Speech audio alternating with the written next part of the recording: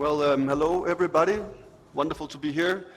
Thank you very much, first of all, to Joseph for inviting me and being part of the advisory board and allowing a few Danish companies to also be present during the 2 days here. Inspiring first sessions that I have listened to here. In particular, of course, the whole story about the digital DNA of India was quite mind-blowing. If I could get my slides on, it would be great, because that's basically my crouch for the next 6 minutes. I'll do my best.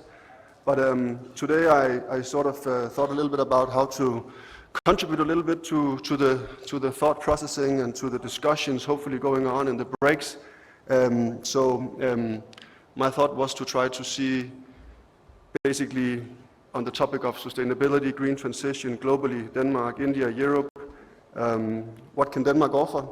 And give a few examples on some of the main sectors that we believe that we do have a lot of history, experience, technology, as well as political will to make a difference within.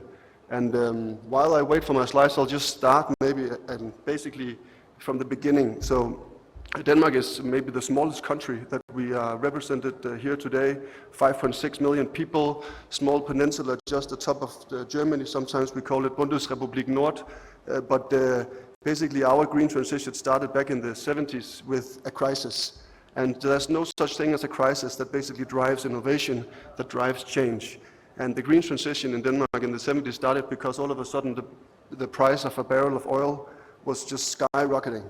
And luckily a few clever people in the government as well as in the private sector, they thought, what can we do about that? We don't have any big water resources. We are surrounded by ocean, but all of our drinking water, for an example, is groundwater. We don't have any big rivers that we can use to generate power. We don't have any fossil fuels that we can just burn. Okay, we went a little bit into the North Sea and started drilling up some oil. But basically, we just looked around. Sun, yes, okay. For those of you that have been in Denmark, you have probably been there in June, July, or August. The sun does come once in a while. It pops up around 4 a.m. in the morning and goes down around 10 p.m. in the evening, but we are not the country in the world with the most sun. But what we do have is we have a lot of wind, and we have access to a lot of sea with even more wind. So basically that was the beginning of the wind industry that we today are very happy that we went early on in Denmark, and is basically today 43% of our energy, renewable energy production comes from wind today. It seems as if I have to freestyle for the next 4 minutes as well. So, oh, perfect. Yes, this is what I wanted to talk about. These two people up here is basically why I'm here, because they in 2019 agreed to do something about our relationship that has lasted for 400 years, and we wanted to basically build a framework around that had to do with green transition. Perfect. So yes, this is basically the slide that told a little bit about our green transition in Denmark. So it was very important for us to basically decouple the green transition with economic growth, or not decoupling green transition with economic growth, but decoupling the GDP growth with the green transition. And that we have succeeded with quite well. So we have a 80% increase of GDP since the 80s. At the same time, we have been able to sort of freeze our energy consumption. And that is not only because of wind, but also because of energy efficiency. As I said, around 45% of our renewable energy production last year came from wind power only. That also means that there's still 50-something left to go. So it's not only wind, it's about having a diversified and resilient renewable energy mix, and that we have. And at the same time, of course, a pretty hard focus on reducing our CO2 emissions. The current government, we are almost moving into an election period, so let's see, but the current government, they set forward some pretty ambitious targets when they came to power. And basically this was the greenest election we've had in Denmark in the history of times. And they basically won because they were sort of battling who can be the greenest. And these are the targets that you see in front of you that we are working on right now. Yes, okay, I have a screen down there, that's perfect. I also just wanted to mention that one thing is Denmark, 5.6 million people and a global greenhouse gas emissions calculations, and basically it's fine that we can do it well in Denmark, but we doesn't really make a difference. Like if the rest of the world is sinking, we're probably sinking as well. So it's a very big priority for us to share our experience, to grow partnerships, to basically try to see what we can do to also help a green transition in the rest of the world, where some of the capabilities that we are known for can go in handy. And I just wanted to highlight these two pictures here, which was basically two summits, one in June and one in August, where some of the countries that all either face the eastern, what do you call it, like the sea to the, it's Østersøen in Danish, the Eastern Sea. Germany is part of it. We have Estonia, we have Latvia, we have Finland, we have Sweden. They basically went together and with Ursula von der Leyen committed around a 20 gigawatt capacity expansion, and that will also be coupled down to the European grid.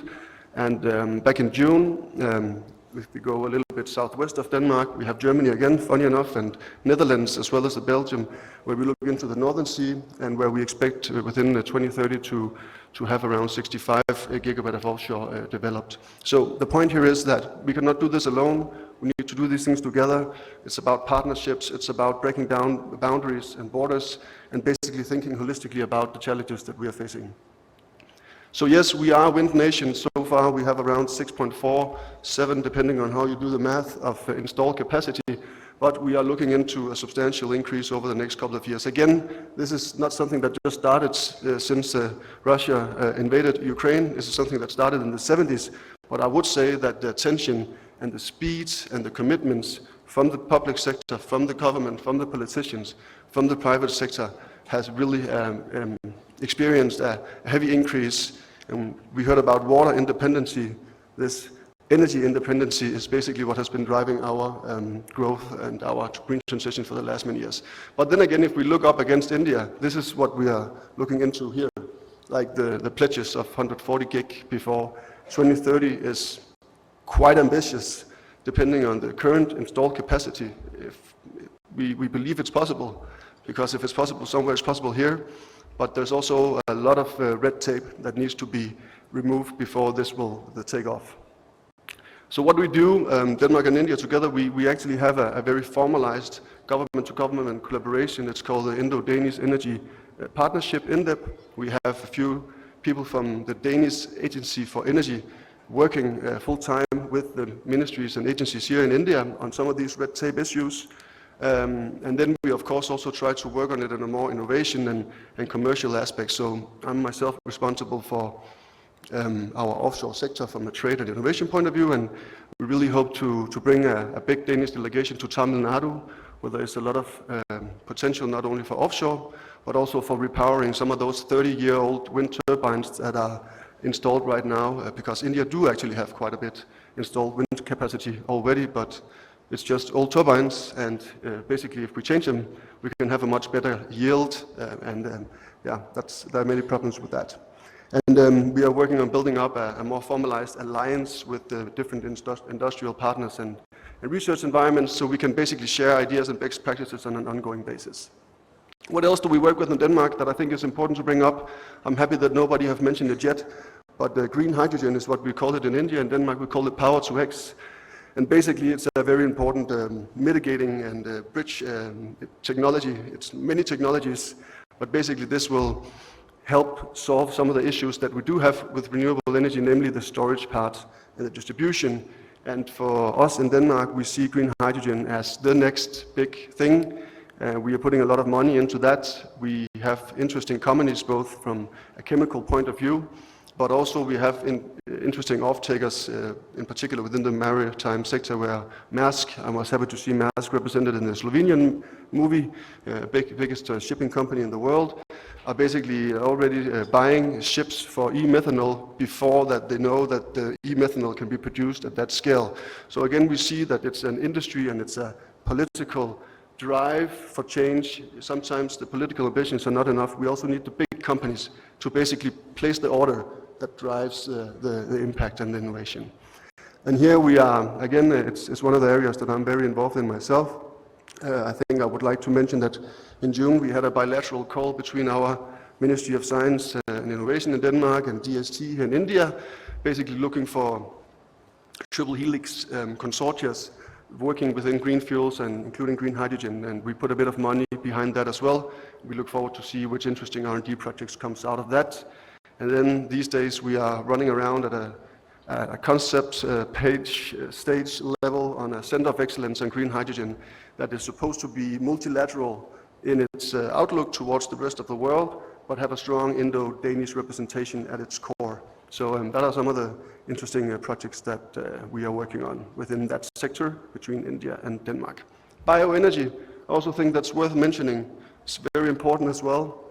Yes, in particular these days, we can talk about pipes from Russia to Europe, and I think basically all Europeans would agree that we are worried a little bit about what to do during wintertime, because the price has gone up, and we have tried to move away from importing too much of that. Some of us are importing more than others, but we are basically all in the same boat. And nowadays, the European politicians are talking about trying to put a roof on how much we want to pay for that. But what will happen after that? What happens if we cannot turn up the temperature in our households? It's quite close to the citizens of Europe that what will happen. So basically, again, we are luckily in Denmark pretty good within bioenergy. We already produce quite a bit. Around 15% of our total gas consumption nowadays is basically from biogas, and it's most often bioenergy, and it's most often transmitted directly into the heating distribution network. So we are also working with India in that, with a partner like Global Green Growth Institute that has seen bioenergy as a very important mechanism also for India to basically combine the agricultural sector with the energy production sector and the energy consumption audience or market. So we're working with that as well. Water, I think maybe Tammy outdid me a little bit on that, but it is also an important area for Denmark.